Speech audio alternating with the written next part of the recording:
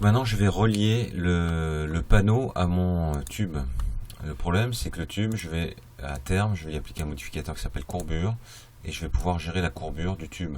Si j'ai envie que le panneau suive le tube, je ne peux pas affecter tout simplement une simple liaison hiérarchique, ça ne marcherait pas. Donc je suis obligé de passer par un factice, ici créer assistant factice. Je viens créer un factice dans ma scène et ce factice je vais l'appeler factice attache panneau.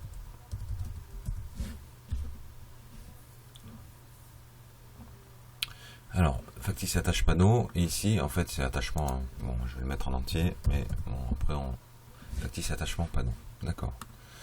Donc ici ce factice, je vais y appliquer un modificateur qui s'appelle, un contrôleur d'animation, pardon, qui s'appelle donc dans animation, contrainte, et ça s'appelle contrainte d'attachement. Je viens cliquer sur mon tube, et sur la partie droite je peux définir la position en maintenant cliquer ma souris, et en balayant la surface de l'objet, je vais pouvoir placer mon factice à peu près à ce niveau-ci. Voilà. Donc en fait le factice est attaché. Alors je quitte définir position. Le factice est réellement attaché à un des polygones qui composent l'objet. Et maintenant si vous regardez bien, si je prends le tube ici et que je le courbe, on s'aperçoit que le factice suit le polygone, donc suit la courbure de l'objet.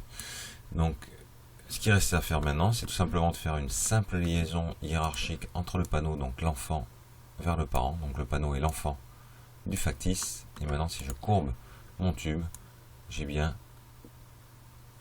le panneau qui va suivre. On va juste rajouter une petite texture rapidement sur le panneau. Donc je vais ouvrir l'éditeur de matériaux avec M. Ici je prends le panneau qui est ici et je viens charger en diffuse une map, bitmap. Je vais essayer de retrouver, voilà, je dois avoir des textures de panneaux,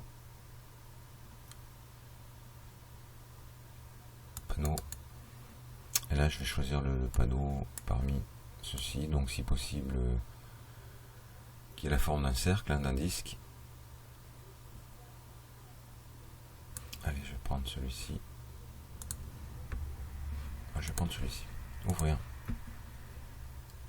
et je demande à Max d'afficher l'image. Alors l'image ne s'affiche pas parce que l'objet manque de coordonnées de mapping. Donc ici je viens sur le pôle éditable, je vérifie de bien avoir quitté le mode édition d'objet.